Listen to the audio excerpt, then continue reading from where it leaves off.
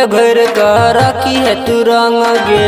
ओके पहले आता कहे छियो जानू करबो ने तंग गे।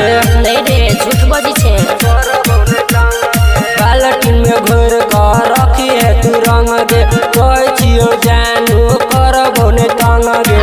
हम तैयार होके रह बउआ गाड़ी लेके अइहे पिचकारी ऊपरी से भीतरी ले रंग दिहे ढरी लेके अइहे पिचकारी मौका देबो तोरा सबसे गाड़ी लेके अइहे पिचकारी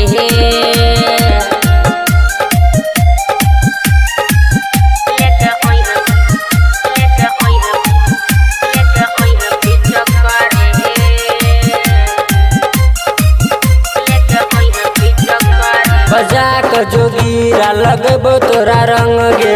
अच्छा होलिया में तोरा रंगबो अंगे अंग गे। बजा कर जोगीरा लगबो तोरा रंग होलिया में तोरा रंगबो अंगे अंग गे। वेट करबो तो हर अपना दुआरी लेके अइहे पिचकारी ऊपरी से भीतरी रंग दिहे ढारी लेके अइहे पिचकारी हमहू तैयार होके रह बउआ गाड़ी लेके अइहे पिचकारी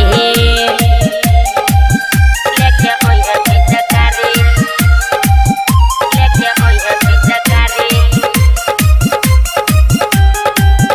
लेके अइहे पिचकारी तोरा से कहे छो मंडल मनीष गे।